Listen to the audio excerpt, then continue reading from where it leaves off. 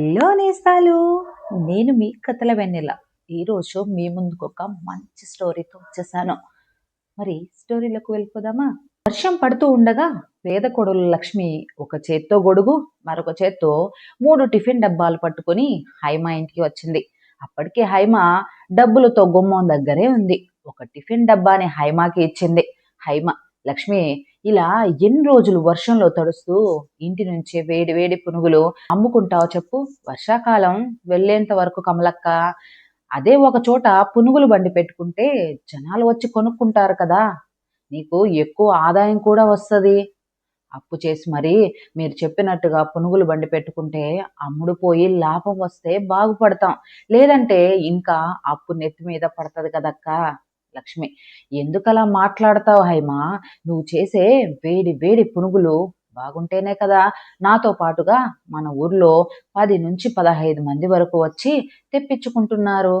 హైమ, నువ్వు చెప్పేది నిజమే అక్క, కానీ మా అత్తగారు మా ఆయన చాలా కష్టపడి ఈ ఇల్లు నడుపుతున్నారు. వాళ్ళని మళ్ళీ అప్పుల ఊబిలోకి నెట్టాలని నాకు లేదక్క. ఒకసారి చేతితో ఉన్నదంతా పోతే మళ్ళీ కోలుకోవడం చాలా కష్టం. భయపడితే ఎప్పటికీ ముందడుగు వేయలేవు లక్ష్మి. నీ కష్టాలన్నీ నేను దగ్గర నుండి చూస్తున్నాను. లక్ష్మి, నువ్వు చేసే పునుగులు రుచి చూసి చాలా మంది నన్ను కూడా అడుగుతున్నారు, ఆ అమ్మాయి ఎక్కడ ఉంటుంది, మాకు కూడా వేడి వేడిగా పునుగులు ఇంటికి తీసుకొచ్చి ఇస్తుందా అని. ఇస్తుందని చెప్పక్క, వాళ్ళ ఫోన్ నెంబర్ కూడా నాకు ఇవ్వు, నేను మాట్లాడుకొని వాళ్ళకి ఎప్పుడు కావాలంటే అప్పుడు పునుగులు వేసుకెళ్ళి ఇస్తాను. హైమ, అయ్యో లక్ష్మి, నువ్వు చేసే పునుగుల రుచికి చాలా విలువ ఉంది. నా మాట విని వర్షంలో ఒక చోట వేడి వేడిగా పునుగుల బండి పెట్టుకో. నేను నిజం చెప్తున్నాను, నీ పునుగుల బండి జోరుగా నడుస్తుంది. లక్ష్మి, సరే అక్క, ఈ ముచ్చటిని మా అత్తకి ఒకసారి చెప్తాను అని చెప్పి హైమా దగ్గర నుంచి డబ్బులు తీసుకొని అక్కడి నుంచి గీత ఇంటి వైపు నడుస్తూ ఉంటుంది. కిటికీ దగ్గర కమల మరియు వెంకటయ్య. కిటికీ దగ్గర నిలబడి బయట వర్షాన్ని చూస్తున్న కమల దగ్గరికి వెంకటయ్య వచ్చాడు. వెంకటయ్య, ఏమిటో కమల, ఎంత పిలిచినా ఉలుకు పలుకు లేదు, అంతలా ఏం ఆలోచన చేస్తున్నావు? మన కోడలు చేస్తున్న పునుగుల వ్యాపారం గురించి ఆలోచన చేస్తున్నానండి.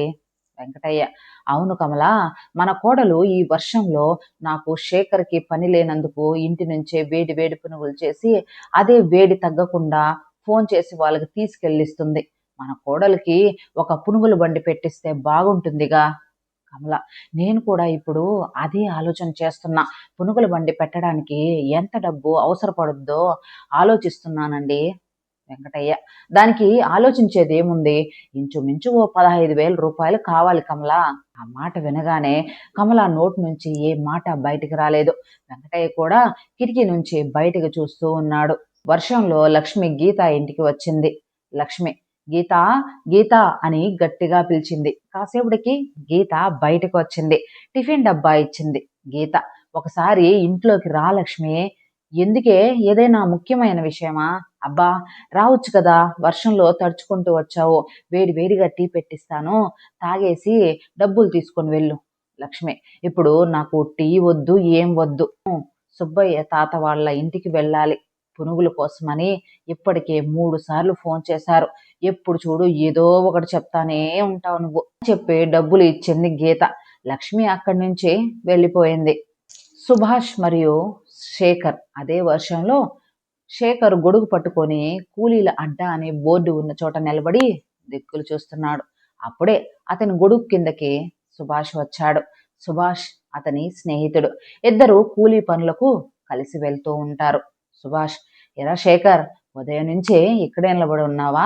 శేఖర్, అవునరా, తెచ్చుకున్న అన్నం కిరాణా షాప్ దగ్గర కూర్చొని తిన్నాను. ఈ రోజు పని ఎలాగో దొరకలేదు. ఎవరైనా వచ్చి అడిగితే రేపటికైనా పని దొరుకుతుందని ఆశతో ఇక్కడే నిలబడి దిక్కులు చూస్తున్నాను. సుభాష్, ఏంట్రా నువ్వు అంతనా నిలబడి ఉంటే కాళ్ళ నొప్పులు రావడం లేదా? లక్ష్మి పడుతున్న బాధ కంటే నా కాళ్ళ నొప్పుల బాధ ఎక్కువ కాదురా. అమ్మాయిని కష్టపెట్టకుండా చూసుకో బాబు అని మా అత్త మామలు నాకు అప్పగించారు. సుభాష్ మౌనంగా వింటున్నాడు. నేనేం చేస్తున్నాను, తనని కష్టపెడుతున్నాను. అడిగిన వాళ్ళకి ఇంటి దగ్గరే వేడి వేడి పునుగులు వేసుకుని పరుగుల్లాంటి నడకతో వెళ్ళి ఇచ్చేసి వస్తుందిరా. తన కాళ్ళ నొప్పుల ముందు మా కాళ్ళ నొప్పులు ఏ పాటివిరా, నువ్వు ఇంతలా మాట్లాడిన తర్వాత ఇంకా నీకు నేను ఏం చెప్పగలను చెప్పు. ఇప్పుడు సాయంత్రం 6 కావస్తుంది, చీకటి పడేలా ఉంది. ఇప్పుడు ఎవరు రారు, నా మాట విను, ఇక ఇంటికి వెళ్దాం పద అని సుభాష్ చెప్పిన మాట శేఖర్కి నిజమనిపించింది. ఇక చేసేది లేక అక్కడి నుంచి ఇంటికి బయలుదేరాడు. రాత్రి భోజనం సమయం. సమయం గడిచిన తర్వాత నలుగురు కలిసి భోజనం చేస్తూ ఉంటారు. రోజు అమ్మకాలు ఎలా జరిగాయమ్మ కోడలా? బాగున్నాయి అత్తయ్య. ఒక విషయం చెప్పాలనుకుంటున్నాను. వెంకటయ్య: చెప్పు కోడలా. హైమ అక్క పునుగుల బండి పెట్టుకోమని చెప్తూనే ఉంది.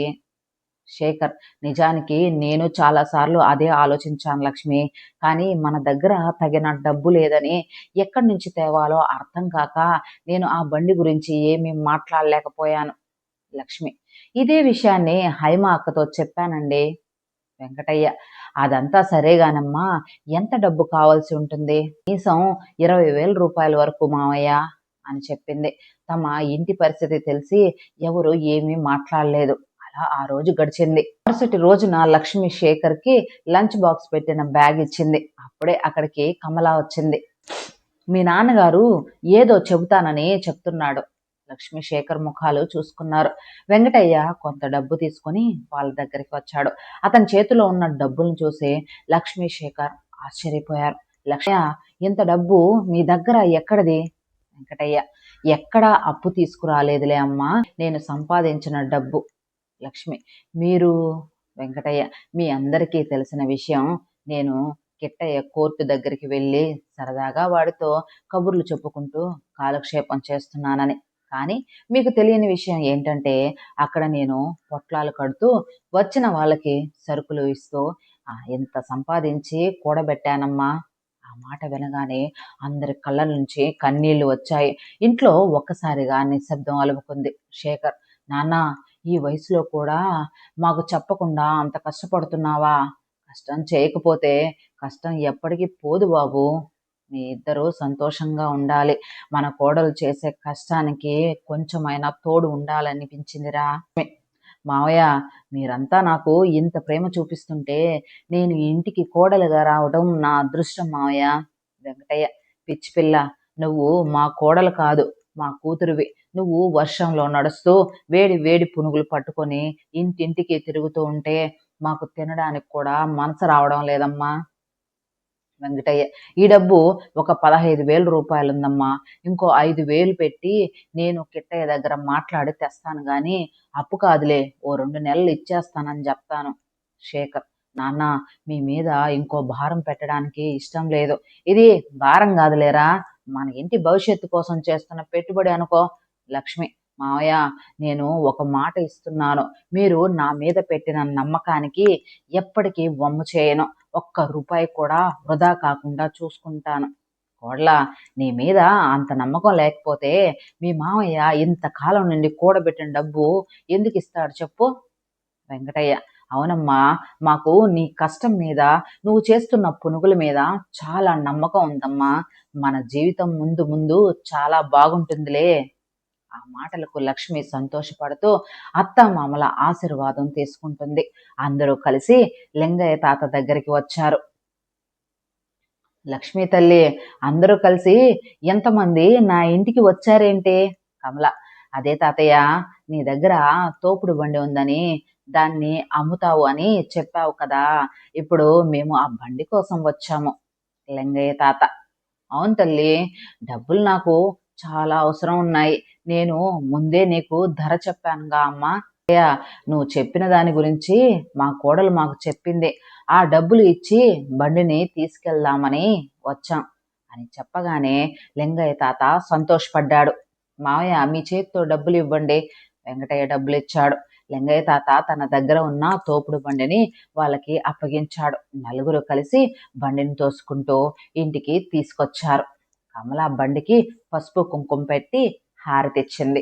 శేఖర్, వెంకటయ్య ఇద్దరు బండిని తీసుకొని ఊరి సెంటర్కి వెళ్ళారు. లక్ష్మి వేడి వేడి పునుగులు చేసింది. కమల చట్నీ సిద్ధం చేసింది. ఓ అరగంట గడిచినా ఒక్క కస్టమర్ కూడా అక్కడికి రాలేదు. లక్ష్మి కళ్ళల్లో నిరాశ కనిపించింది. అప్పుడే హైమ తన కుటుంబంతో సహా అక్కడికి వచ్చింది. హైమ, లక్ష్మి 5 ప్లేట్లు పునుగులు పెట్టవే. లక్ష్మి ఆనందంగా పునుగులు కట్టింది. ఆ తర్వాత గీత వచ్చింది.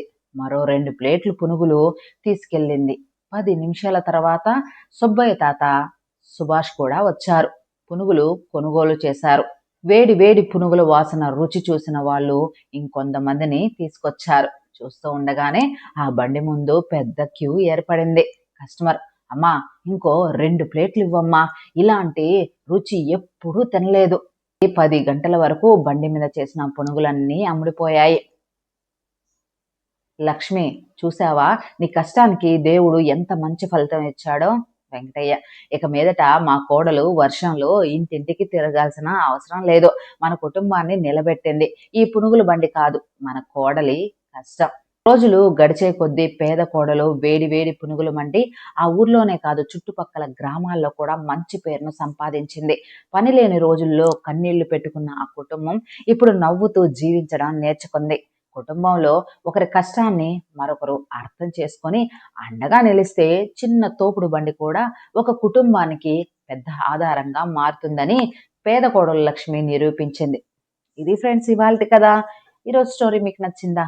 నచ్చితే లైక్ చేయండి, సబ్స్క్రైబ్ చేయండి, 10 మందికి షేర్ చేయండి. Thank you friends.